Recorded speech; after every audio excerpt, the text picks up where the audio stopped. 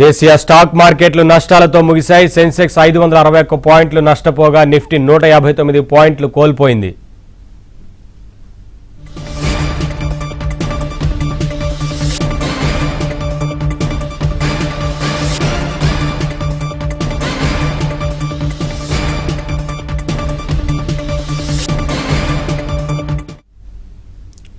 దేశీయ స్టాక్ మార్కెట్లు నష్టాలతో ముగిశాయి. సెన్సెక్స్ 561 పాయింట్లు నష్టపోగా నిఫ్టీ 159 పాయింట్లు కోల్పోయింది.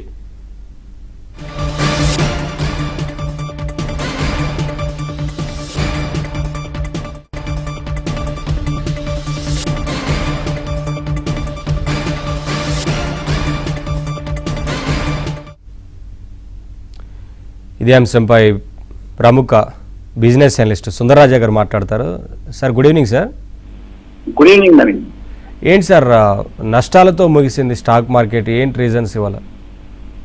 నిఫ్టీ చూస్తే కనుక నిన్ననే కొంచెం హై నుంచి కరెక్షన్ రావడంతో ఇవాళ కూడా మార్కెట్ లో చూస్తే కనుక ఒక కరెక్షన్ ఇంచుమించు 150 పాయింట్ల వరకు కరెక్షన్ రియాక్షన్ కనిపించింది.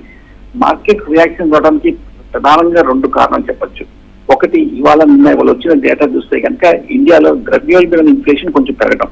ఎందుకంటే అంతకంటే నెల 2 నెలల క్రితం చూసాము, అలాగే మిడిల్ ఈస్ట్ లో గల్ఫ్ కాన్ఫ్లిక్ట్ మరింత ఉధృతి అవడంతో ఆ ప్రభావం అనేది కనిపించింది.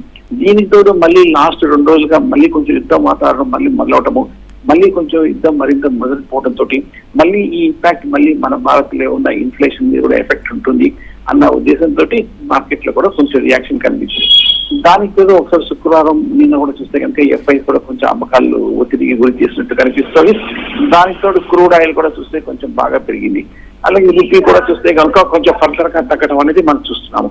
అందువల్ల ఈ కారణాల చేత మార్కెట్ లో ఒక రియాక్షన్ కనిపించింది. Thank you sir.